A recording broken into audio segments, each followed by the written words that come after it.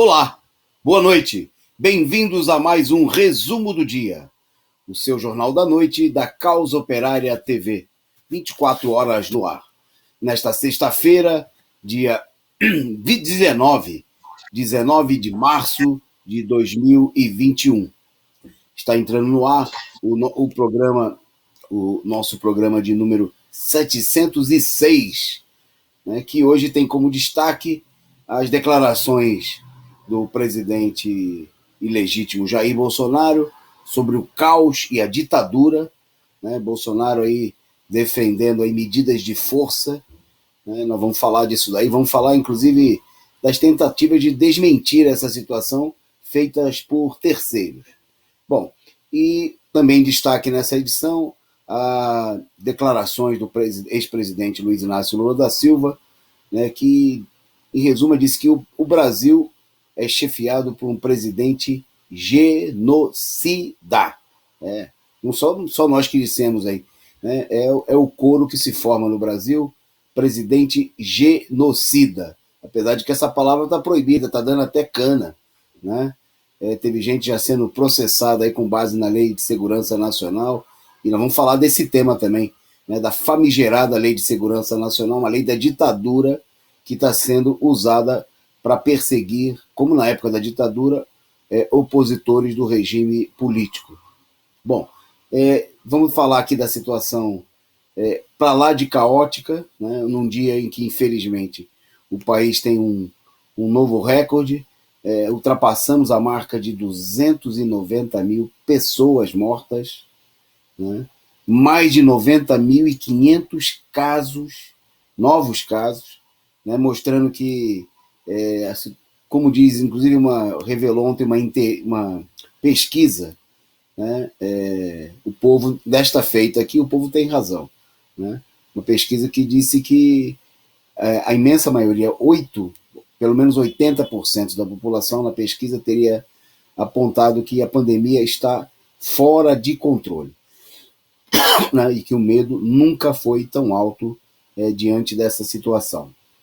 Bom, vamos falar das várias propostas sobre essa situação, porque tem gente propondo trocar 6 por meia dúzia, tirar o Bolsonaro e colocar o Mourão no comando da gestão da crise da Covid, se é que tem alguma gestão. Né? Bom, e vamos, como destaque internacional, vamos falar aqui dos avanços em Cuba em torno da produção da vacina, né, e a expectativa de que Cuba produza, ainda em 2021, 100 milhões de doses da vacina soberana. Para comentar estas e outras notícias importantes, está comigo hoje aqui na bancada virtual o companheiro Caio Túlio. Boa noite, Caio. Boa noite, Antônio Carlos, boa noite aos companheiros que assistem e acompanham o resumo do dia. É isso aí. Bom, nós, como de costume, como fez o Caio aí, vamos saudar ao pessoal que já está conosco, né? Muita gente já nos acompanhando, assistiram agora há pouco aí o programa Cineclube Luiz Buñuel, e agora, né, permanece conosco aí nessa transmissão. Então, agradecer a vocês que ficaram por aqui, quem está chegando também. Então, mandar um abraço e pedir que vocês compartilhem adoidados, sem dó nem piedade, espalhem por aí o link do nosso programa, do nosso canal, né, para aumentar aqui a nossa audiência e para impedir, faça um favor aí ao seu amigo, aquela pessoa da sua família, impedindo que eles sejam enganados pela imprensa golpista. Né? O pessoal corre o risco, e é uma situação, pior, muito grave, né?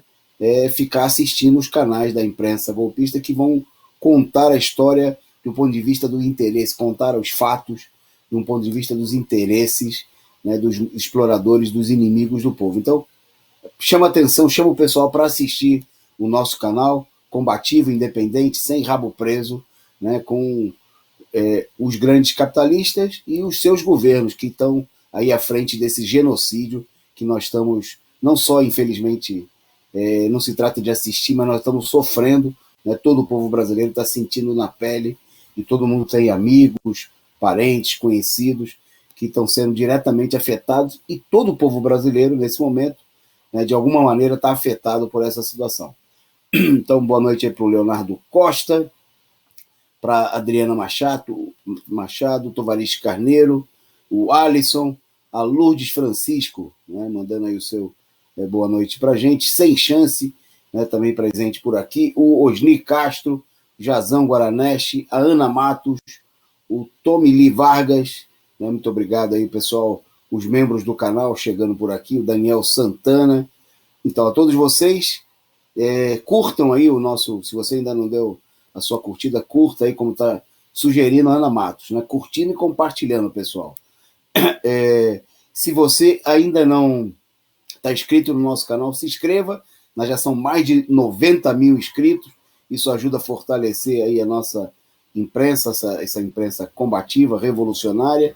E se você não é membro, como esse pessoal que está de verde aí no chat do canal do YouTube, né, você pode também tornar-se membro e dar a sua contribuição mensal, que é fundamental para sustentar aqui a atividade da Causa Operária TV.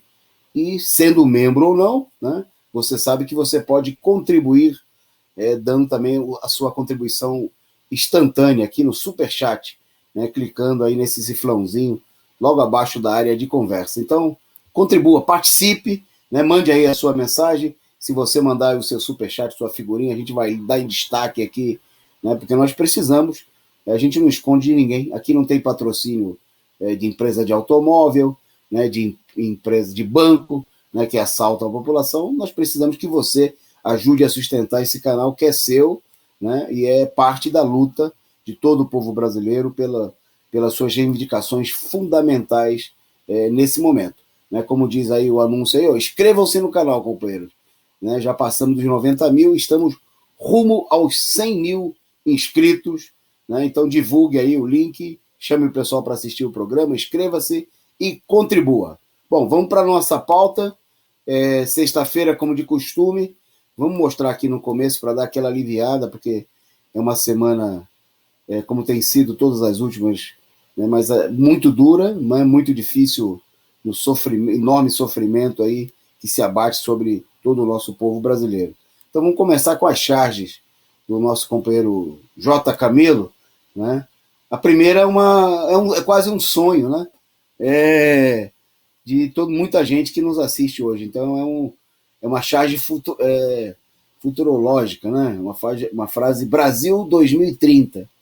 Então tá lá o Bozo e o Moro, né? Juntos na prisão. Né? Carcereiro, quero ficar na cela dos meus filhos. Né? O detalhe lá da figurinha do Trump, né? O cartazinho, a imagem do Trump pregado lá, cheio de coraçãozinho na parede, né? E assim por diante. Bom, tem mais aí que a produção separou para a gente. O discurso do presidente ilegítimo aí sobre o novo ministro da Saúde. O novo ministro da Saúde já usa máscara há muitos anos. Está aí a charge do nosso amigo J. Camelo aí sobre o mascarado, o novo ministro da Saúde, que disse que vai, é bom lembrar essa semana, né, sexta-feira é dia de lembrar aí as grandes declarações da semana. Disse que vai dar continuidade à obra do Pazuello. Né? E aí até a transição está sendo mais longa, por enquanto o Pazuello nem saiu ainda em definitivo. O Brasil nesse momento já tem 2 ministros da saúde que não valem por um, né? Tá o Pazuello e o Queiroga lá junto ao mesmo tempo. E a última, né, separada, é um replay, que o pessoal pediu para colocar de novo porque acharam que foi a melhor da semana. Essa semana nós usamos vários aqui de outros companheiros, mas a volta de Lula faz emergir um raio de esperança nos brasileiros, é a notícia. E aí o coxinha todo estrupiado, porra, logo agora que a gente está se acostumando com a desgraça. Né? É o humor negro, sarcástico aí do nosso amigo J. Camelo, para a gente dar uma aliviada, não para esquecer, né, mas para canalizar a nossa revolta para a compreensão da realidade e para a luta para transformá-la. Bom, primeiro destaque rápido na nossa pauta, nós vamos falar bastante desse tema aqui hoje, resultado da situação totalmente fora de controle da pandemia. Gente morrendo pelo chão. Né? Esse fato aí, essa cena que vocês estão vendo aí, né? De uma pessoa, de um homem morrendo após ser atendido no chão de uma unidade de pronto atendimento em Teresina. A idade não foi identificada, né, e não foi revelada, e ele morreu, né, lá no Piauí, depois de ser atendido exatamente no chão. Ele chegou à unidade lá no bairro de Promorar, né, em Teresina, com uma parada cardiorrespiratória.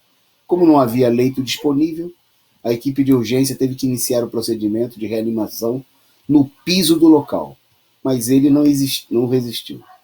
Né? Bom, a notícia não fala, por exemplo, se ele estava ou não acometido aí por sintomas da Covid, mas um fato que tem acontecido em todo o país é que não só não há vaga para atender os doentes de Covid-19, como milhares de pessoas estão morrendo por falta de atendimento, seja qual for aí a causa, né, por outras doenças, né, porque com a situação de falência, né, de colapso geral do sistema de saúde, o que nós temos aí é uma situação em que não há possibilidade de atender a ninguém por nada. Né? Então, seja nos pronto-socorros, a política dos estados, que não investiram absolutamente nada, né? Não fizeram nada. Em vários locais houve redução dos leitos de UTI. Né? Não houve investimentos. Fecharam até os hospitais de campanha, e aí o resultado é essa situação que vai se espalhando por todo o país. Pessoas esperando dentro das ambulâncias, nos corredores dos hospitais, e morrendo sem atendimento ou sendo atendida no chão, né, das unidades hospitalares ou de pronto atendimento. Bom, essa aí, e para falar, e vocês viram aí que o primeiro caso que a gente destacou aí é do Piauí, né, um dos estados mais pobres do país. Bom, mas aí nós temos uma situação de São Paulo. Para falar da situação de São Paulo, vou passar aí para o companheiro Caio. Vai lá, Caio. Justamente em São Paulo, que é um dos estados, talvez o estado onde a situação é mais grave, né? Sem dúvida, não, na verdade, sem dúvida é a situação mais grave. Bom, ontem a imprensa burguesa, né, notadamente o jornal Folha de São Paulo, eles publicaram uma informação que estaria nas projeções internas aqui do governo paulista.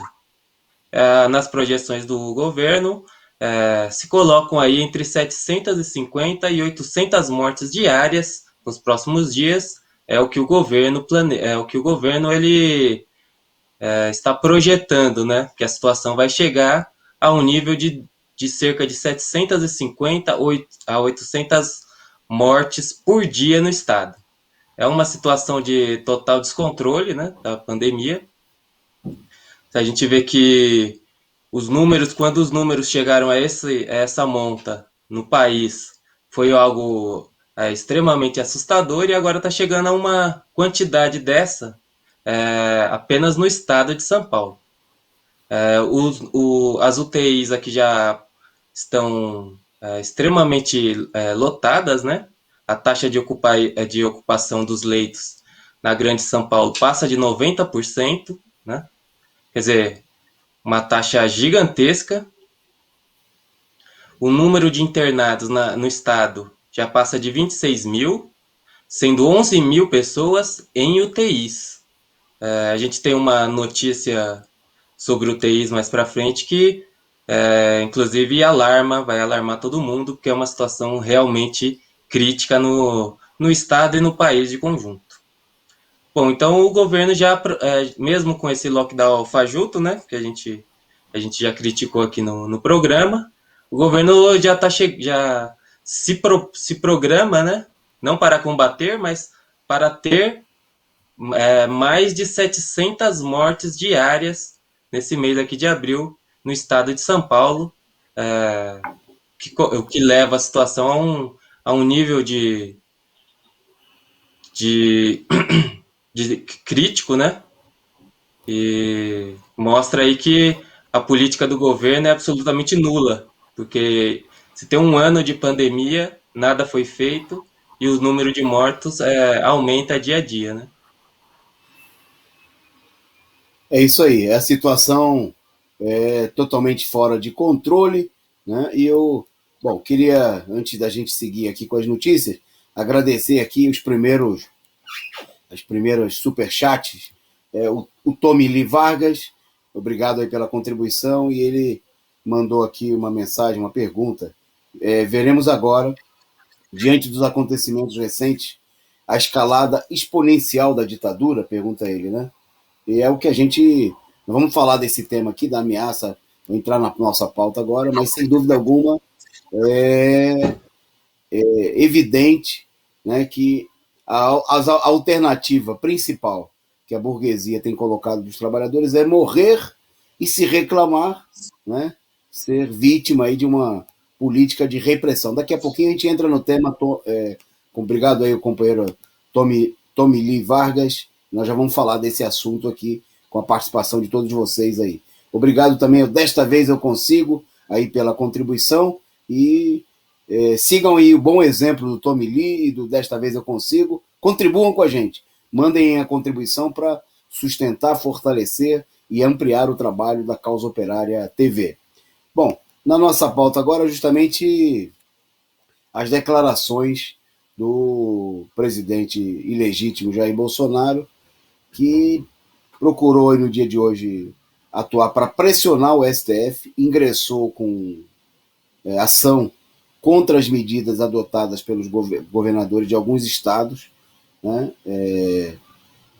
Ele enviou uma ação contestando o toque de recolher na Bahia, no Rio Grande do Sul e no Distrito Federal, né? E começou a fazer campanha em torno dessa situação. E um dos destaques aí, se é que a gente pode dizer assim, né, da frase dele foi de primeiro dizer que os chefes, os governadores, né, estão matando a população, né? E ele disse mais ainda: agora, o terreno fértil para a ditadura é exatamente a miséria, a fome, a pobreza. Terreno fértil para a ditadura, onde o homem com necessidade perde a razão. Estão esperando o quê? Vai chegar esse momento. Eu gostaria que não chegasse esse momento, mas vai acabar chegando, né? Se referindo aí a... E eu queria destacar o fato seguinte, que a fala do presidente, nós vamos daqui a pouquinho falar aí, ele que aparece aí ao lado do Fux, vamos falar do Fux, que tentou botar panos quentes na situação. Mas a fala do presidente é uma atitude típica dos gorilas, dos calhordas do regime militar, que procuram atribuir a ditadura, o golpe militar e toda ação de repressão contra o povo ao caos, à desordem, né? Quer dizer, que os militares eles agiriam em função de controlar supostamente a situação, né? E é como está fazendo agora a pregação golpista do Bolsonaro, falando em ditadura, em caos.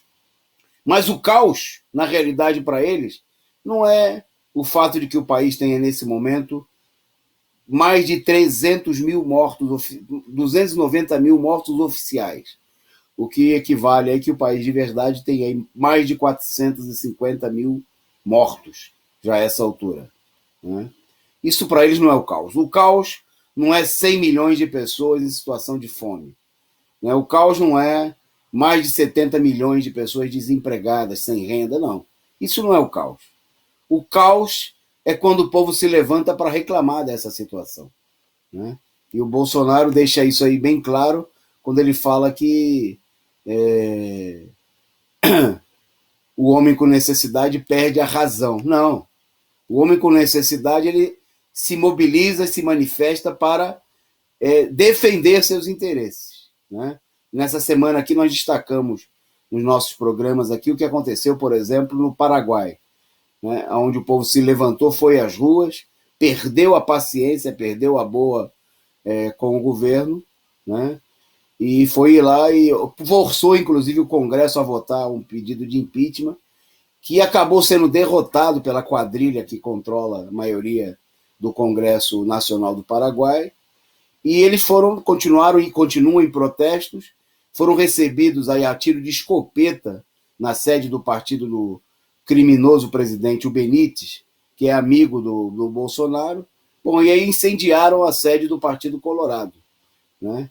Aí alguém vai dizer, isso aí é o caos, é o incêndio? Não, o caos é a população desempregada, faminta, sem vacina, né, que é o que acontece. Isso é o caos, né? E se manifestar e exigir que haja vacina, que haja auxílio emergencial de verdade, que haja comida na mesa, na família do trabalhador, isso não é o caos, não é perder a razão, é defender os seus direitos, né? É lutar, é uma questão de sobrevivência, é racional, né? O ser humano seria um animal totalmente louco, né? Porque até um animal irracional luta pela sua sobrevivência, né? Vai atrás de garantir a sua vida na luta no próprio reino animal. Agora, o que dirá um ser humano, né? Vendo o que o governo está fazendo, vendo não só o governo Bolsonaro, mas toda a direita contra o povo. Então, é bom chamar a atenção porque a colocação do Bolsonaro é uma pregação abertamente golpista, né? Se soma aí a declaração de militares que estão já numa campanha a favor do golpe, né? Como é o caso, inclusive, do que a gente também destacou essa semana, deles pressionarem e ganharem na justiça o direito de comemorar o dia 31 de março. Né? É por isso que nós vamos lançar e estamos já fazendo um chamado a sair às ruas contra, né, a ditadura de 64 e contra a ditadura que de hoje, de novo, eles estão ameaçando e estão impondo ao povo brasileiro. Nós vamos falar já de medidas que são totalmente ditatoriais que eles estão impondo à população. Bom, diante dessas declarações, pode retornar até a imagem aí, o ministro Luiz Fux, do STF, procurou colocar panos quentes na situação e disse que não era bem assim, né? Ele telefonou para o presidente, segundo a imprensa golpista fez questão de destacar o presidente do Supremo Tribunal Federal, né?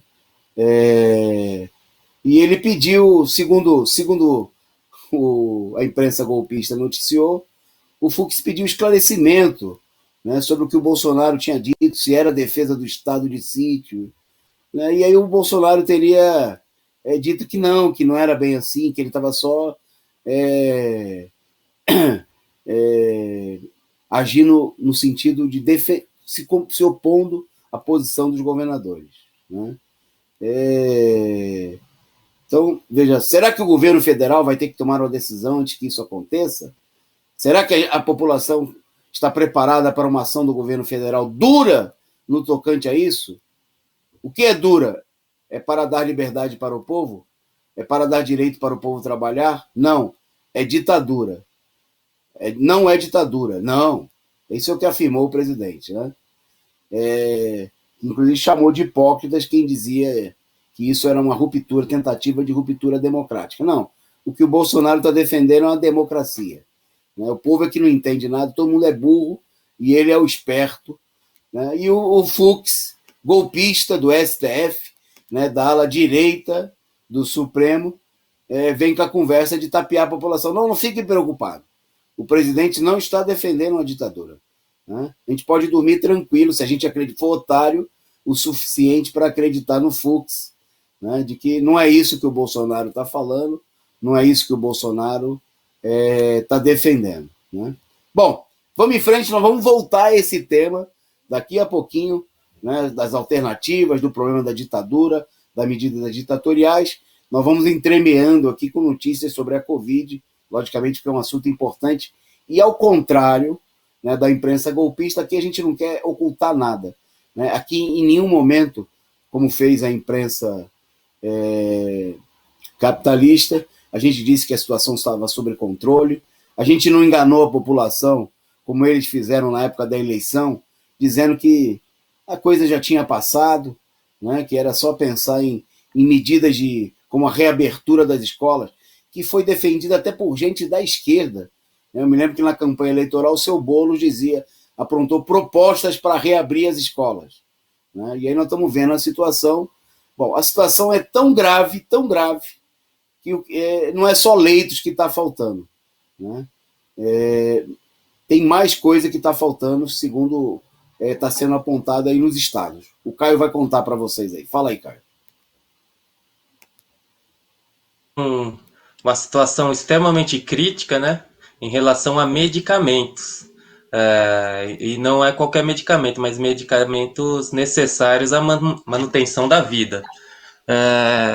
Na verdade, assim, 18 governadores, por meio de um fórum que existe dos governadores, eles requisitaram ao governo federal que o governo federal comprasse 11 medicamentos, que são medicamentos necessários para o tratamento na unidade de terapia intensiva, né, sobretudo para a intubação orotraqueal, que é a intubação, né, que é o tratamento mais grave, mais danoso para os casos mais graves de coronavírus. Esses medicamentos, eles estão em vias de terminar, né? Os governadores falam, inclusive, de caos dentro do caos, né? Quer dizer, a situação dos hospitais já é caótica, sobretudo nas UTIs, e sem esse medicamento você vai ter um colapso dentro do colapso, como também eles se referem a essa situação. São 11 remédios necessários que estão em falta em todo o país, quer dizer, se espera, né, que se não for tomado medidas, a situação que a gente viu, aquela situação terrível que a gente viu em Manaus, pode se repetir em uma escala muito maior e em todo o país. Uma situação de extrema gravidade, né? Inclusive, esses governadores de 18 estados que assinam esse pedido, inclusive eles falam, Tony, que eles exigem, né, ou pelo menos cobram aí alguma coisa, alguma posição do governo, porque o preço desses medicamentos em plena pandemia subiu 75%. Quer dizer que a gente vê os laboratórios aí lucrando com a tragédia, né, por qual passa o país. Numa notícia recente, o governo aí ele anunciou uma requisição desses medicamentos agora para os hospitais, que levou a uma outra situação de crise, porque os hospitais públicos e particulares temem ficar sem os insumos necessários à intubação, né, nos próximos dias, devido à requisição repentina.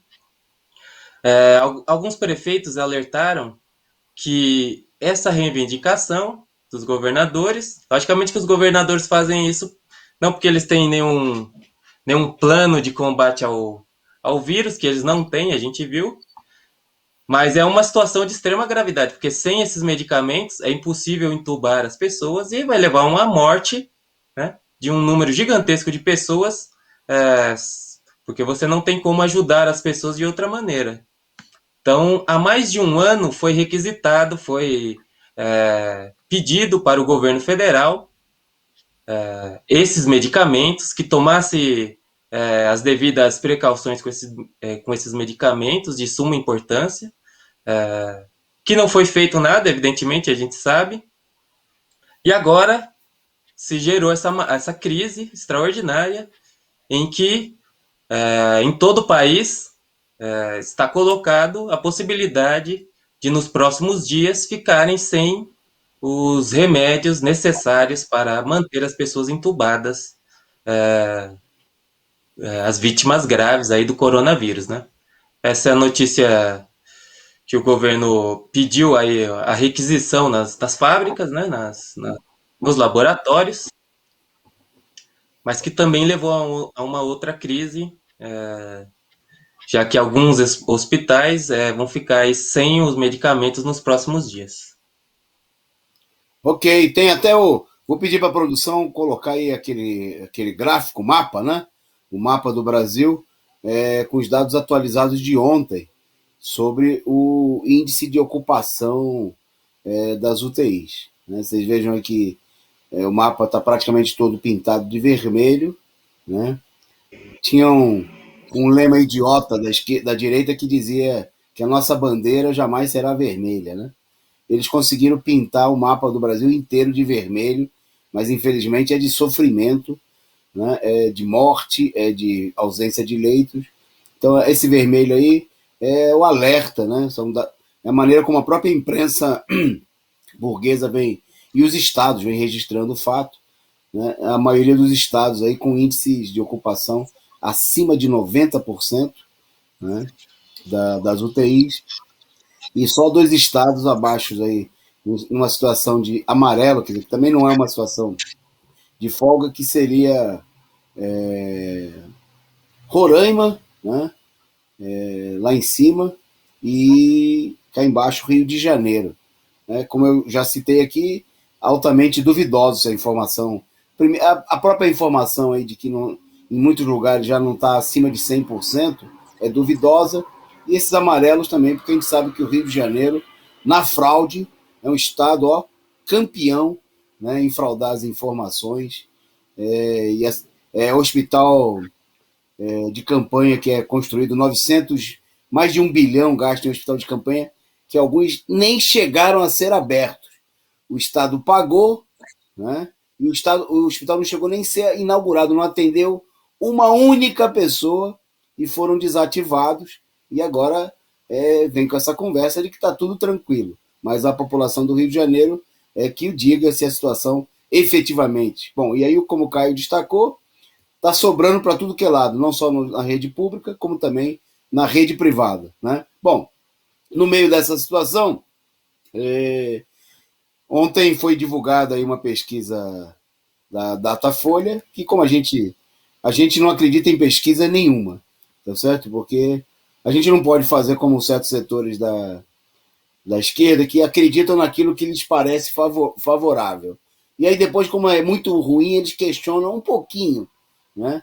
Então a gente sabe que as pesquisas são sempre parte de uma campanha que a burguesia está fazendo. Essa semana aqui, nós já falamos de uma pesquisa que mostrou, supostamente, que o povo estaria julgando que a gestão do Bolsonaro na pandemia é uma porcaria, mas, no entanto, né, 48% da população ainda seria contra a abertura do processo de impeachment. Então, o povo brasileiro, segundo as pesquisas, seria um povo meio doentio, né? Quem sabe até masoquista. Não gosta, o Bolsonaro está matando todo mundo, mas eles querem que o Bolsonaro, segundo a pesquisa, segundo essa imprensa golpista, o que obviamente é manipulação, né? Porque a direita não quer tirar o Bolsonaro e fica atribuindo isso ao povo. Bom, mas esse dado apresentado ontem, que vocês vão ver aí na forma de um gráfico sim, é o seguinte. A pergunta que teria sido feita, se na sua opinião a pandemia da pandemia do coronavírus no Brasil está como? Aí, fora de controles. Em janeiro, 62% diziam que a situação está fora de controle, né? E hoje 79%, né, da população já diz que a situação está totalmente fora de controle. Né? Isso na semana, inclusive, que o Bolsonaro está fazendo aí a troca, não troca, troca do ministro da Saúde, que já tem um outro, mas o anterior permanece. Eles estão resolvendo aí o que fazer com o Pazuello, para que ele não fique descoberto, né, e perca o foro privilegiado, entre outras coisas. Né? Bom, segundo a mesma pesquisa, 18% teriam afirmado que a situação está parcialmente controlada, né? E 2% acreditam que está totalmente controlada. Né? Obviamente que, como o Caio destacou no ponto anterior, isso aí não diz respeito, obviamente, à atuação simplesmente do Bolsonaro. Né? Porque o controle da pandemia não existe em lugar nenhum, porque houve um conluio. Né? Os governadores que agora estão nessas rusgas com o governo endossaram toda a política criminosa, todos os aspectos fundamentais. Ou então alguém teria que apresentar um único estado, por exemplo, onde houve testes em massa. Né? onde o governo denunciou o Bolsonaro como genocida e se recusou a adotar a política do governo? Nenhum, né? A começar pelo das esquerdas que adotaram essa política de frente dos governadores genocidas. Em nenhum estado houve nenhuma medida, por exemplo, para garantir a ampliação do atendimento à população. Em nenhum estado houve uma mobilização, né, da população para garantir, por exemplo, auxílio emergencial efetivo, de verdade, né, para a população. Então, o que nós temos é que, no geral, né, aqui não vamos ser hipócrita nem cínico e nem fazer falsa campanha eleitoral. Né? Os governadores, eles são sócios, eles são parceiros aí desse êxito. Né? Quando a população fala que está de saco cheio, que está tudo fora de controle, serve para o Bolsonaro, serve para o Leite lá do Rio Grande do Sul, serve para o Cláudio Castro no Rio de Janeiro, para o Ratinho Júnior no Paraná, para o Zema em Minas Gerais, para o Dória aqui em São Paulo. Né?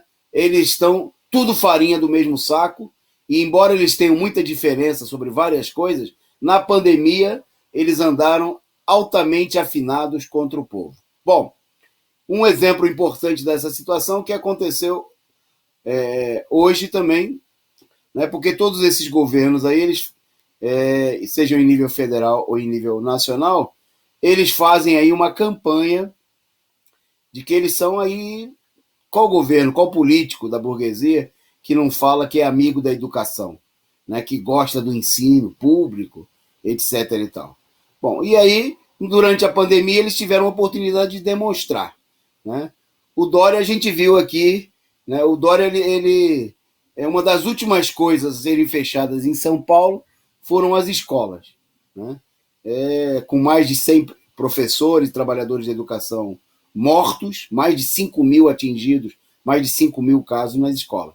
Bom, e hoje o Bolsonaro, mostrando que ele é parceiro do Dória, ele adotou uma medida aí mais uma medida contra a educação. Qual que foi aí, Caio? Justamente o Bolsonaro, ele mostrando aí que ele é um verdadeiro inimigo da educação, assim como o Dória e todos os governadores que procuram destruir o ensino público ao invés de levantar o ensino público, né? Só um comentário, Tonil, que você falou, que no ponto anterior, porque os governadores e o Bolsonaro, né? Nenhum deles fazem absolutamente nada para conter o vírus. Mas eles procuram culpar um ao outro para eximir a sua responsabilidade, né? Então, os governadores não fazem nada, culpam o Bolsonaro. O Bolsonaro não faz nada e culpa os governadores. Que é um jeito sórdido, né? De ninguém fazer nada e também ninguém seja responsável. Mas, voltando ao tema da educação, o Bolsonaro ele vetou um projeto de lei de número 3.477 de 2020, que previa aí o acesso à internet com fins educacionais para alunos e professores. Então, o governo federal ele teria que destinar recursos, né, para estados e municípios para aplicar em ações que garantam a internet gratuita para professores e alunos, né, para a rede de ensino, sobretudo na questão do ensino remoto durante a pandemia. O Bolsonaro ele vetou o projeto. Segundo ele vetou porque o projeto, na visão dele, o projeto é inconstitucional e fere as leis, né, de responsabilidade fiscal, essas leis antidemocráticas contra o povo, né, que existem na legislação. Então ele vetou o projeto totalmente devido à alta rigidez do orçamento. Segundo ele, dificulta o cumprimento da meta fiscal e da regra de ouro.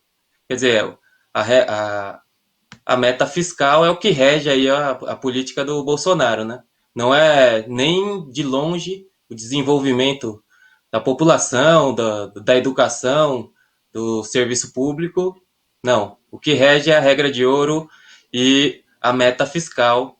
Então, está vetado aí qualquer esforço no sentido de universalizar a internet, pelo menos no ensino, né?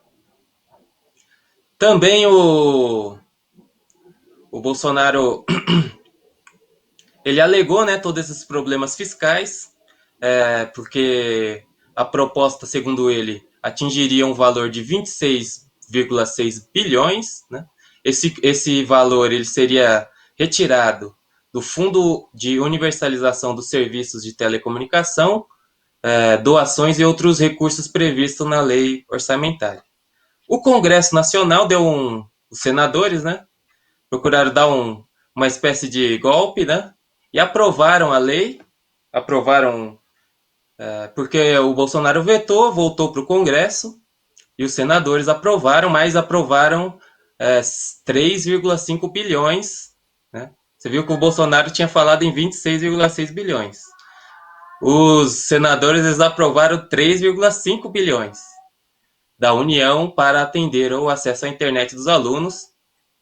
Seria também compra de tablets e outros materiais relativos a essa universalização. Bom, a medida vai seguir novamente para o Bolsonaro, que pode vetá-la novamente, que é o que provavelmente se fará, né? Mostrando aí que Bolsonaro é um inimigo da educação, assim como o regime político como um todo, né? Os partidos de direita. E tudo isso daí não passa de um jogo de encenação, cujo objetivo é cortar gastos e impedir que o dinheiro do povo, né? Que é o dinheiro estatal, sirva para atender os interesses do próprio povo. Ao contrário, eles trabalham para pegar esse dinheiro para que sirva aos interesses dos banqueiros e outros elementos aí da sociedade. Ok, valeu, Caio. Agradecer aqui a participação dos nossos amigos no nosso chat, aqui no nosso site, no YouTube, né, na Causa Operária TV. Agradecer a companheira Carla Silva, né, mandando aí a sua contribuição, a sua figurinha simpática, o nosso vinho para depois eu e Caio tomarmos aí, né, ao final, um brinde para todos os nossos amigos, membros do canal, né, que a gente sofre com as notícias, né, com a situação grave do povo brasileiro, mas também a gente se reforça, né, com o trabalho da Causa Operária TV, né, com a rede Causa Operária de Comunicações, conhecer a realidade para lutar para transformá-la. Então, obrigado aí a companheira Carla Silva e aos demais companheiros que já contribuíram, e você pode mandar aí o seu superchat, a sua figurinha e participar conosco e contribuir. Né, saudando aí a presença do Fabiano Proletário, do Victor Alec, do Jazão Guaranese, que eu acho que já tinha falado, né, e todo mundo, o Bruno do Espírito Santo, que chegou por aqui e também mandou o seu boa noite, libertário ao extremo, né, também participando aqui do nosso programa.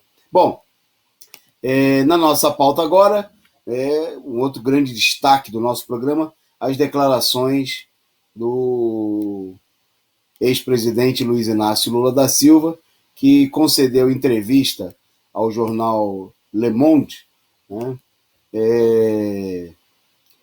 e disse ao jornal francês que o povo brasileiro nunca sofreu como agora. Né? As palavras do Lula foram as seguintes: comecei na política nos anos de 1970 e nunca vi meu povo sofrer como hoje. Pessoas morrendo nos portões dos hospitais, a fome voltou e, diante disso, temos um presidente que prefere comprar armas de fogo ao invés de livros e vacinas. O Brasil, aí está a fase fundamental agora do presidente Lula, o Brasil é chefiado por um presidente genocida. Né? É realmente muito triste, né? Declarou aí o presidente Lula. Né?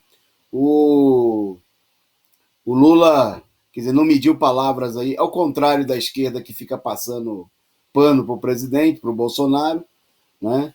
Que não defende as pessoas que estão sendo aí atacadas justamente por terem dito que o presidente Lula disse, que Bolsonaro é um genocida.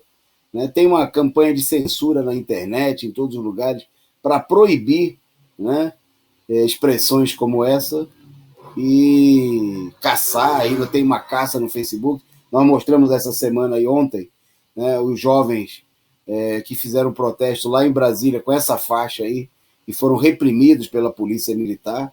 Né, o país aí uma situação que vai empurrando o país aí para uma ditadura.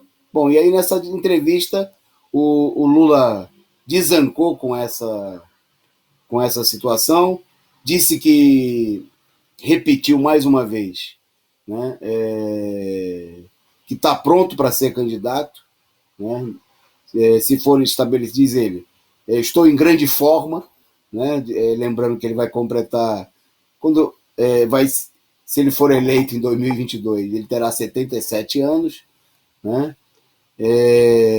mas que ele está em forma e que não vê nenhum problema, se ele estiver bem, não vê nenhum problema em ser candidato. Né? Ele defende, obviamente, um consenso entre os partidos de esquerda, os partidos que ele chama de progressistas, né? E essa semana ele já tinha declarado em entrevista à CNN que ele está esperando o convite aí dos partidos, que então nós reiteramos aqui mais uma vez, né, o convite e o chamado aos partidos da esquerda. É hora de acionar, né, essa máquina fundamental na luta dos trabalhadores, essa liderança importantíssima, que é o ex-presidente Luiz Inácio Lula da Silva. Né? Por isso, mais uma vez, no próximo domingo, os mutirões do PCO vão às ruas, aos bairros aí, com as devidas medidas de cuidado social em plena pandemia, mas para defender a necessidade, junto à população, de lançar a mão dessa arma importantíssima para os trabalhadores, para os explorados, que é a candidatura do presidente Luiz Inácio Lula da Silva. Né? Bom, como sempre, as declarações do Lula aí com alta repercussão, né, na imprensa mundial, né, e é preciso aí que a esquerda, que as organizações de luta dos trabalhadores se toquem. Né? O povo também, a revolta do povo, ela cresce na medida em que ela tem uma alternativa diante da situação. Né? E o descontentamento expresso aí, mesmo com dados limitados e fajudos nas pesquisas da burguesia, está mostrando que o povo está por aqui e não poderia ser diferente, né? E que é preciso apresentar uma alternativa e essa arma na mobilização, não só no terreno eleitoral, mas também nas lutas fundamentais nesse momento, pela vacina, né, contra o desemprego, por um auxílio emergencial de verdade, que deveria ser de pelo menos um salário mínimo, né, e que essa semana foi aí aprovada essa farsa de média de R$250, vai ter gente ganhando R$150 de auxílio emergencial para sustentar a si e a família, né? Uma política criminosa que vai atingir só uma parcela das pessoas que estão sem renda nenhuma, porque o governo resolveu cortar e mais de 22 milhões de pessoas que receberam no ano passado vão ficar sem receber agora, mesmo tendo reduzido o valor. Né? Isso numa semana também, só para a gente lembrar e a gente seguir adiante, em que o governo aprovou uma alta na taxa de juros de 37,5%, né, que passa os juros básicos da Selic, passou de 2 para 2,75%, 37,5% a mais. E só para a gente mostrou aqui essa conta, isso significa que o governo vai entregar de presente para os banqueiros 70 bilhões a mais só com a alta da taxa de juros. E aí a gente vê o governo, o Congresso Nacional, os partidos da direita chorando, né, que não pode gastar, e limitaram os gastos com auxílio emergencial a 44 bilhões. 44 bilhões para 66 milhões de pessoas. E 70 bilhões a mais, né, de juros de presente para meia dúzia de banqueiros. Quer dizer, a bolsa dos banqueiros, o auxílio dos banqueiros, né, e não é só 70 bilhões. 70 bilhões eles vão ganhar a mais, né, do que eles já estão ganhando. E o povo, né, que se dane, e aí as declarações do Lula condenando toda essa política criminosa do governo. Né?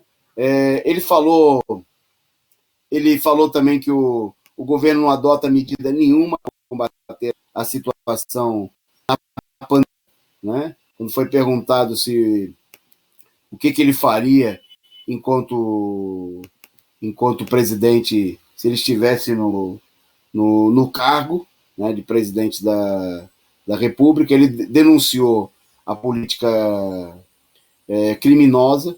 Ele lembrou que no governo, num dos mandatos dele, o Brasil vacinou em 3 meses 83 milhões de pessoas contra H1N1, né? E que agora não tem vacina, não tem absolutamente nada, né? Que o Bolsonaro fez campanha para desacreditar a própria doença, né? Quando chamou disse que a pandemia era uma gripezinha, né? Falou da cloroquina, comprou milhões de doses do Trump para serem jogadas na lata do lixo, né? E ele falou, para concluir aqui esse ponto, mais uma frase do Lula: Bolsonaro é tão ignorante, ele acredita que ao se recusar a admitir a gravidade da pandemia, a economia vai se recuperar novamente. A única cura é vacinar o povo brasileiro, né? E para isso, obviamente, né, é preciso adotar medidas efetivamente, tirar o controle da situação da mão desses criminosos que não querem adotar efetivamente nenhuma medida que represente gastos, né, que signifique, por exemplo, para garantir a vacina, seria necessário quebrar as patentes, fabricar a vacina no Brasil. Nós vamos falar ainda nesse programa de um país pobre, pequeno, né, mas que um processo revolucionário levou a ser governado aí, por pessoas que defendem, ainda que a gente possa ter críticas e limitações, aí, os interesses do povo, que é Cuba, que está fabricando, vai fabricar de verdade. Não é o que eles estão falando no Brasil, essa conversa de que o Butantan e a Fiocruz estão fabricando a vacina é pura conversa fiada. Eles estão embalando a vacina, né? Eles fabricam tanto a vacina como tem algumas empresas que engarrafam no Brasil o uísque escocês que é mandado para cá, né? Eles colocam na garrafa, né? Que é o que todo o IFA, né? A matéria-prima tem que vir do exterior, né? E aqui se adiciona água e distribui para o povo brasileiro. Então isso aí não é fabricar vacina, é embalar a vacina, né? Precisa quebrar a patente, né? E produzir diretamente a matéria-prima, tudo que for necessário. Se for preciso, expropriar indústrias, né? Estatizar a produção, colocá-la sob o controle dos trabalhadores, não para ser fonte de lucros de meia dúzia de capitalistas. Bom, por falar em capitalistas, no meio da crise, vou devolver a bola para o Caio, porque a Volkswagen anunciou que vai suspender a produção. Então vou pedir para o Caio comentar e dar informações sobre esse fato. E também tem uma crise em São Paulo aí, apareceu na imprensa uma crise entre o Dória e o Covas. Aí eu mando a bola para o Caio. São Paulo vai parar, Caio? Qual é a situação? Justamente, na Volkswagen, né? Isso é mais um resultado da crise do coronavírus, pelo menos foi o que a empresa alegou. Eles vão parar aí por 12 dias corridos, a partir da próxima quinta, 18, né? Desculpa, a partir do dia 24 de março até 4 de abril. A empresa vai ficar fechada, todas as plantas da empresa no país. A justificativa é o agravamento da pandemia de Covid.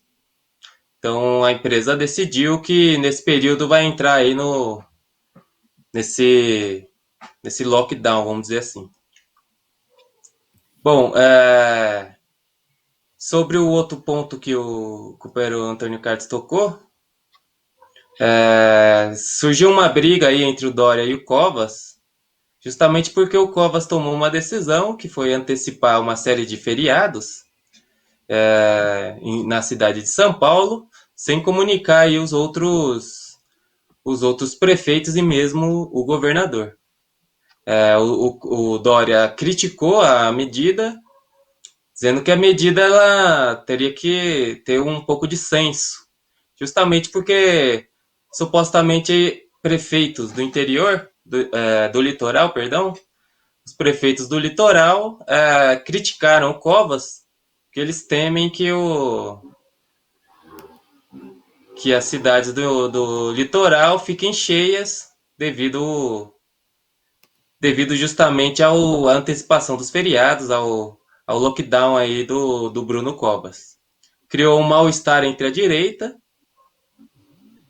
O Covas rebateu, dizendo que cada cidade deve cuidar do seu, né? Que ele está cuidando do dele, que é essa cidade de São Paulo, mas que ele é uma pessoa de senso, de bom senso, sim. É uma briga. Logicamente que isso daí é uma briga apenas para a imprensa, né? Porque de fato não tem combate nenhum ao coronavírus. Não tem absolutamente nenhuma política de combate ao coronavírus. Apenas essa medida de lockdown, né? Que é uma medida, como já foi destacado várias vezes aqui, totalmente parcial, que não resolve o problema e é uma espécie de enganação. Né? Enquanto o pessoal deveria estar dando uma resposta de onde está a vacina, cadê a vacina para vacinar a população, eles simplesmente decretam um lockdown e vão criando com isso uma série de outros problemas, né? Que só faz agravar a pandemia, ao invés de aliviar a pandemia, só faz agravar a pandemia. É isso. Essa conversa, né? Essa rusga aí entre o prefeito e o governador Tucano é resultado também, obviamente, do agravamento da crise, como o próprio Caio noticiou aqui no começo do programa, né, o secretário de Saúde de São Paulo falando aí na estimativa de 800 mortos por dia. Daqui a pouco o próprio Caio vai mostrar os números do país e o quadro de todos os estados, e nós estamos vendo que São Paulo continua puxando o carro, e agora eles ficam em discursos, né? Porque até pouco tempo o Covas, aí, candidato a prefeito, dizendo que estava tudo bem, estava tudo sob controle. Agora, né, a realidade, passou a campanha eleitoral, parece que o Covid não gosta de eleição, né? Então, quando tinha eleição, ele tirou férias, né, segundo pelo menos os números que eles divulgavam. E agora nós estamos vendo aí essa nova e gigantesca onda, né? E conversa para lá, conversa para cá, como o Caio bem definiu, fica um empurrando com a barriga para o outro, o governador empurra para o presidente, o presidente empurra para o governador empurra para o prefeito empurra para o governador, e o povo que se dane Futebol Clube. Bom, nessa conversa sem solução, mais uma proposta totalmente descabida e sem solução também. O Ministério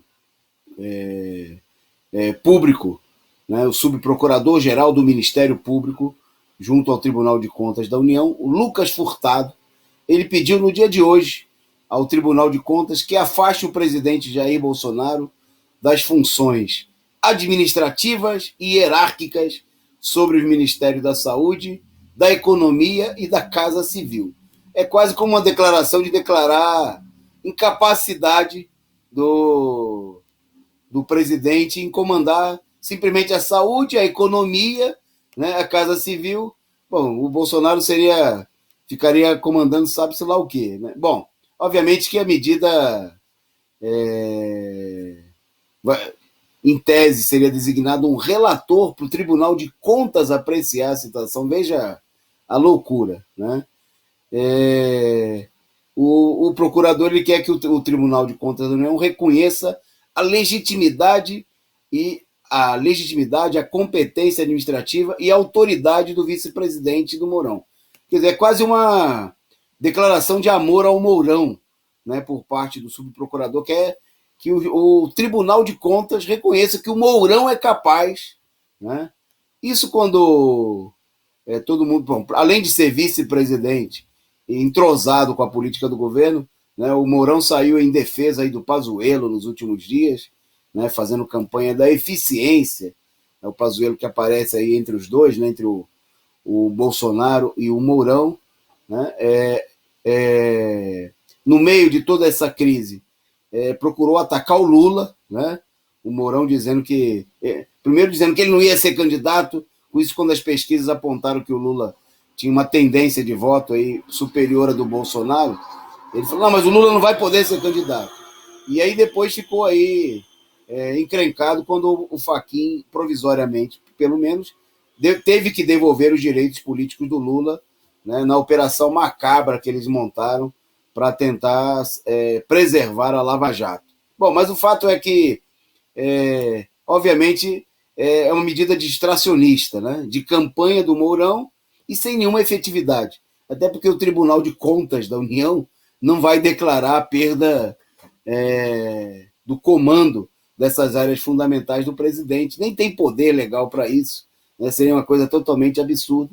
E o problema, obviamente, não é se livrar, não é trocar 6 por meia dúzia, né? É se livrar tanto do Bolsonaro, como do Mourão, do Dória e de todos os golpistas, né? Por isso é preciso criar um amplo movimento nacional, fora Bolsonaro e fora todos os golpistas. Como dizem lá os paraguaios, fora todos eles, né? Agora, nesse momento, é totalmente apropriado, né? Seria necessário realizar novas eleições.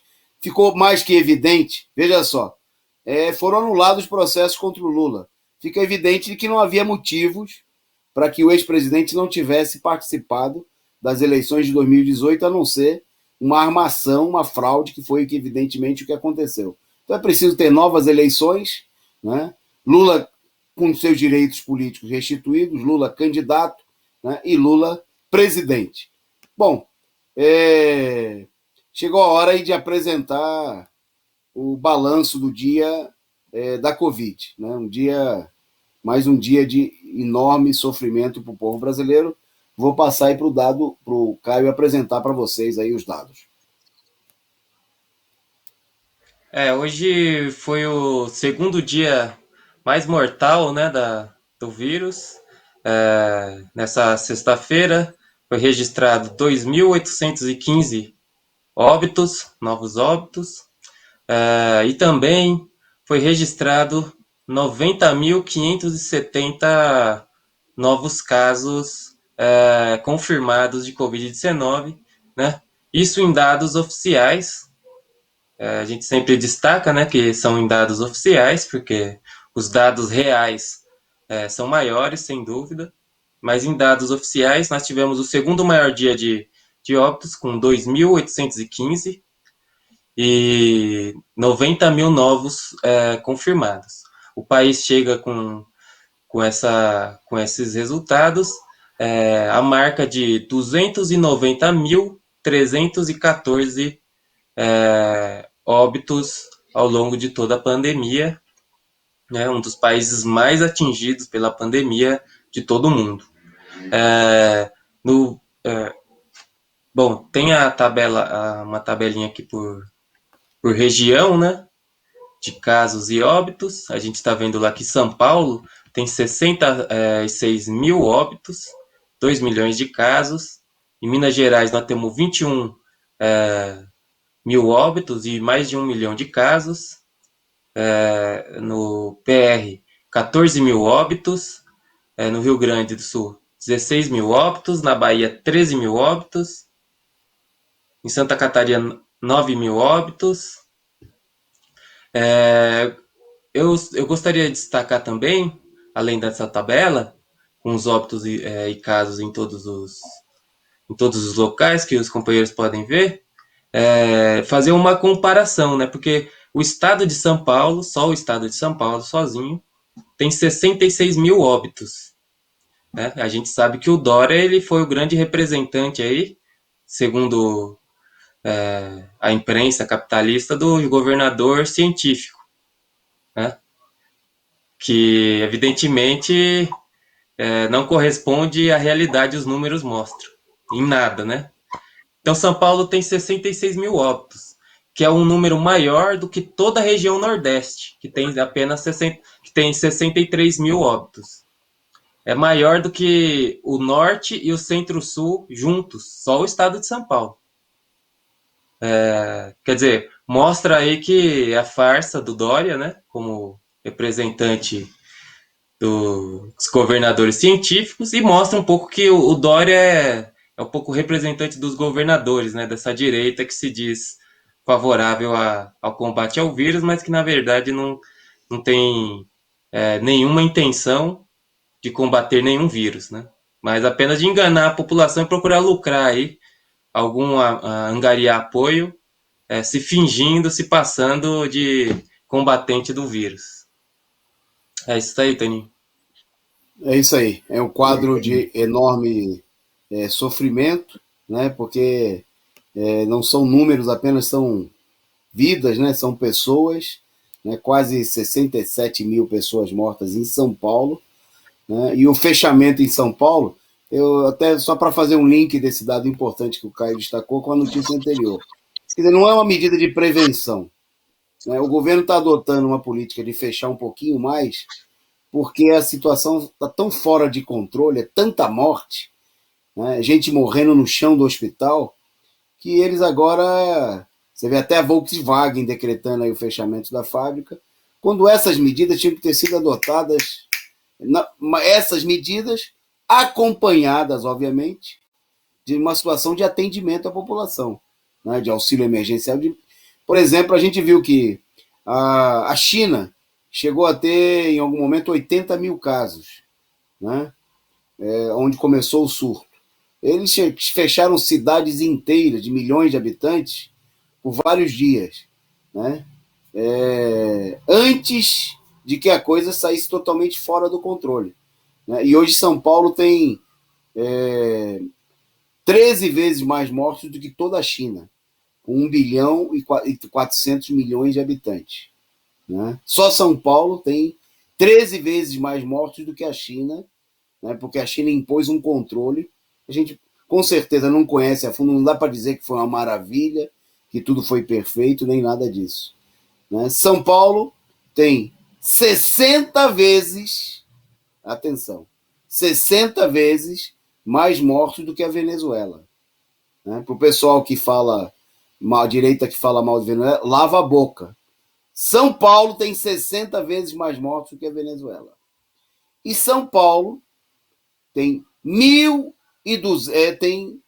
quase mil vezes, não, pois estou exagerando, né? Mas tem aí pelo menos 100 vezes mais casos, não é mais, quase 200 vezes mais casos do que Cuba. 200 vezes mais do que Cuba, que tem 300 e poucos mortos, né? E que é muita gente, né? E é bom lembrar que Cuba tem a população mais ou menos da cidade de São Paulo. Só na cidade de São Paulo, né, são mais de 18 mil mortos, né? Só a cidade de São Paulo tem 60 vezes mais mortos do que toda Cuba junto, né? Então fica evidente que é um problema, não tem nada de científico nisso, né? Não tem nada de preocupação com o povo, é pura política criminosa, genocida, né? E é a colocação em prática da mesma política do Bolsonaro e de toda a direita, apenas com um discursozinho, com um retoque e com uma cobertura da imprensa. Bom, o que eles têm em comum também, indo para a próxima notícia, é a política de repressão ao povo, né? Nós vimos aí que um dos métodos fundamentais adotados pela burguesia, né, por toda a direita, por todos os governos aí da direita no meio da crise, foi justamente a política de procurar responsabilizar o povo pela situação, né? Quem não se lembra, por exemplo, da campanha cínica do Fique em Casa, né, sendo que não se criava nenhuma condição para o povo ficar em casa, né? E o próprio governador ele comemorava que em São Paulo toda a indústria continuou funcionando, né? O transporte coletivo continuou lotado, etc, etc, etc. Mas a gente viu a campanha cínica de dizer que, por exemplo, as mortes iam aumentar no início do ano por conta da população que fez festa no final do ano e teria ido à praia. Bom, mas já passou o efeito do final do ano e as mortes continuam aumentando, né? E eles continuam com a campanha de que a culpa é do povo. O prefeito de Belo Horizonte falou essa semana que quem provoca aglomeração é assassino, né? E ele não estava se referindo ao dono das empresas de ônibus, não estava se referindo ao presidente dos Correios, que fazem os trabalhadores continuarem trabalhando da mesma maneira, não estava falando dos responsáveis pelo transporte, não, ele estava falando do povo. O povo é que é assassino. Né? E aí, por conta disso, em todos os estados tem sido adotada uma política de repressão à população, uma política ditatorial. Bom, e a repressão ela vem aumentando também na forma da censura. Né? Nós vimos aí a política criminosa que nós denunciamos, né? Do processo contra o deputado direitista, fascista do Rio de Janeiro, que foi preso de maneira ilegal, né, por ordem de um ministro do Supremo Tribunal Federal. Né? Nós vimos aí a perseguição o deputado era o Daniel Silveira, né? Nós vimos aí a perseguição, processo aí aberto contra o humorista reacionário, o Gentili, né? E infelizmente a gente viu inclusive a esquerda aceitar, até comemorar, né? Como foi no caso da prisão do deputado, e nós dizíamos, não, isso aí é uma violação dos direitos democráticos, não, isso vai se voltar contra o povo, né? Isso aí já foi usado contra a esquerda, quando a gente viu no caso das prisões do Lula e de vários outros. Bom, aí agora o que nós temos? Nós temos uma disseminação do uso da Lei de Segurança Nacional, né? Lei da ditadura militar, totalmente ilegal, né? Em confronto até mesmo com os preceitos da Constituição Nacional. E um caso exemplar é o caso ocorrido em Belo Horizonte. Quando da visita do presidente ao local, houve postagens críticas à presença do presidente, e alguém chegou a postar que estava torcendo para alguém querer virar herói e se livrar do presidente. Na forma, obviamente, era de piada, não havia nenhuma organização da parte de quem falou isso para atacar o presidente nem nada, né? E a declaração foi compartilhada por várias pessoas. Pois bem, hoje a própria imprensa capitalista está denunciando o seguinte, que pelo menos 25 pessoas foram intimadas e várias delas foram conduzidas à Polícia Federal sobre as supostas mensagens, as pessoas que primeiro disseminaram a mensagem contra o presidente por ocasião da visita dele à cidade de Uberlândia. Né? E tudo isso com base na Lei de Segurança Nacional. Né?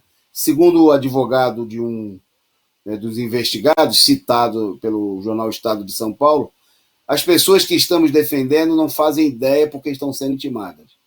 Elas tweetam muita coisa, republicam, então não dá para saber. Quer dizer, nem a acusação, da mesma maneira que acontecia na ditadura militar, nem mesmo a acusação é posta de maneira clara. Né? As pessoas chegou-se ao absurdo, né, de conduzir as pessoas sem nenhuma apresentação de uma denúncia, nada, para a investigação e a detenção das pessoas. Foi o que aconteceu, por exemplo, um dos casos citados é do jovem João Reginaldo Júnior, de 24 anos. Né? Ele só tinha 150 seguidores lá no Twitter, e ele publicou lá, divulgou, e ele contou o seguinte, que os policiais militares chegaram à casa dele por volta das 22 horas de quinta-feira da semana passada, no dia 4, na realidade, quando o Bolsonaro esteve lá em Uberlândia, pouco mais de 6 horas após ele publicar a mensagem em que ele perguntou se haveria um herói nacional na visita de Bolsonaro à cidade. Eles disseram que o jovem ia responder a uma investigação e levaram ele para o presídio. Né? Chamaram ele para acompanharem ele até a sede da Polícia Federal em Uberlândia, e depois ele passou cerca de um dia no presídio em Uberlândia. Né? Preso, sem condenação, sem representar risco, sem absolutamente nada.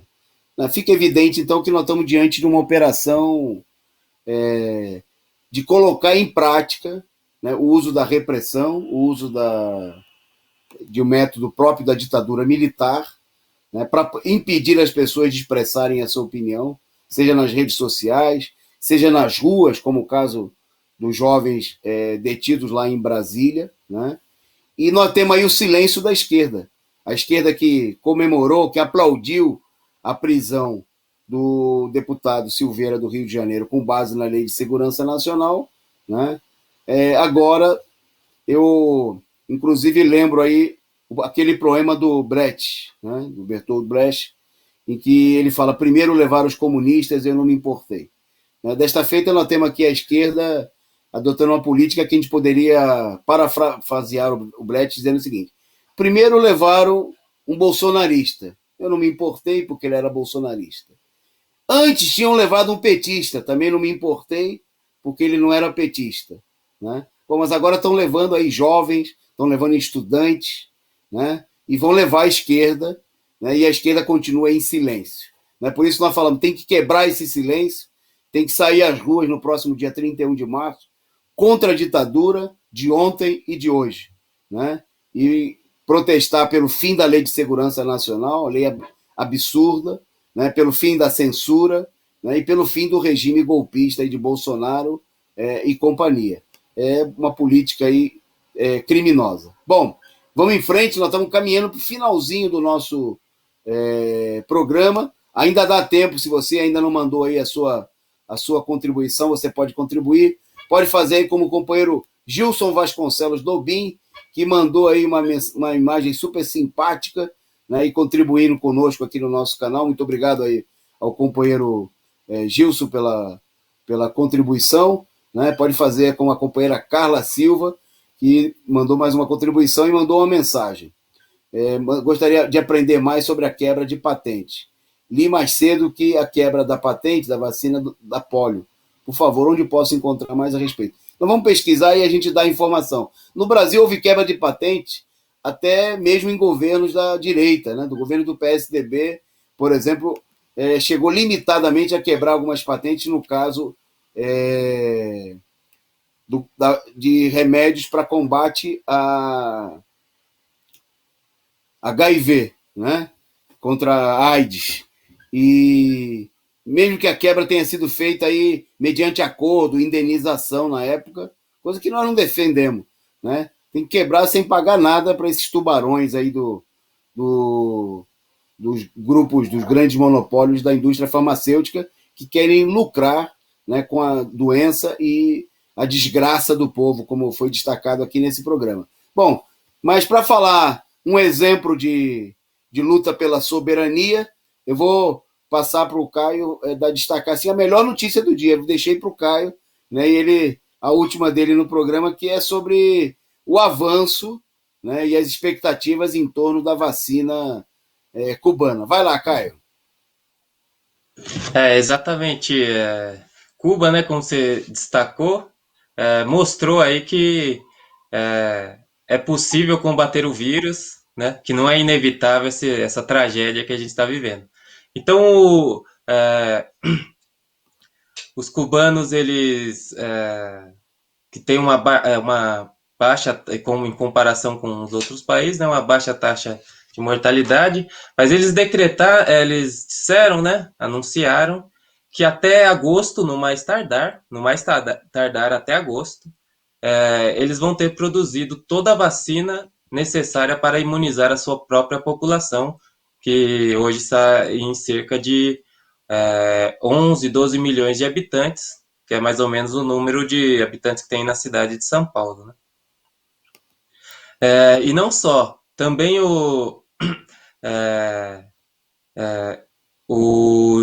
Eduardo Martinez, que é presidente do grupo estatal BioCuba Pharma, ele anunciou também que além das 11 milhões de vacinas do imunizante Soberana 2 produzido em Cuba, né? Quer dizer, um país muito pobre, que produziu uma vacina sozinho, né? Totalmente sozinho. Tem mais de uma vacina em teste, inclusive. Eles vão, até agosto, produzir toda a vacina necessária para imunizar toda a população do país, como eles preveem que eles, em 2021, tenham capacidade de produzir 100 milhões de vacinas para atender aí a demanda de outros países pela vacina. Eles já mandaram 100 mil vacinas para o Irã, onde a vacina está sendo testada, e eles anunciam, então, essas medidas, né? É, da Soberana 2, que é a vacina que já está em fase aí finais de teste, que é a vacina cubana. Você fez a comparação, né, Toninho, com a cidade de São Paulo. A cidade de São Paulo hoje tem 19 mil mortos, que tem mais ou menos o mesmo número de habitantes que Cuba inteiro, e Cuba tem 384 mortes, né? Mostrando aí para todos os países capitalistas aí como é que se combate o vírus e que se você tem vontade política é plenamente possível combater o vírus e deixar o menor dano possível, né? É isso aí. É muito bem dada aí a notícia pelo companheiro Caio. Essa notícia é importante, né? Que mostra exatamente, né, a importância de um país que luta pela soberania, em mesmo uma situação de embargo, né, de cerco que sofre Cuba, né, já 6 décadas, né, enfrentando e procurando defender não só o seu povo. É bom lembrar que Cuba mandou brigadas de médicos para mais de 50 países, né, para ajudar a combater a pandemia em todo o mundo. Né, e o Brasil expulsou os médicos cubanos, milhares deles, antes da pandemia. Para a gente encerrar o nosso programa, agradecer aqui a companheira Maria Ângela Biducci, que mandou aí o seu superchat e aproveitou para divulgar. Ó. Comitê de Luta contra o Golpe do Butantã informa e convida a todos para a panfletagem de amanhã, 15 horas, no metrô Butantã, pelo Fora Bozo e todos os golpistas, Lula presidente 2022. Teve gente aqui que já postou aqui, e eu vou destacar aqui a Ana Matos, né? Lembrando que amanhã, né, tem análise política da semana, ao vivo, com o companheiro Rui Costa Pimenta, a partir das 11h30. Imperdível, né? Análise detalhada dos acontecimentos dessa semana, pelo companheiro presidente nacional do Partido da Causa Operária. Então amanhã, 11h30, você tem um compromisso, a gente se vê por aqui e a gente volta domingo com o resumo da semana às 8h30. Avise aí, espalhe o pessoal, nada de assistir Fantástico. Né? Venha para cá, venha para a Causa Operária TV assistir conosco, resumo da semana, domingo às 20h30. Abraço, Caio, e abraço a todos os nossos amigos internautas. Abraço também aí ao companheiro Isaías no comando da produção no dia de hoje. Abraço, Caio. Boa noite.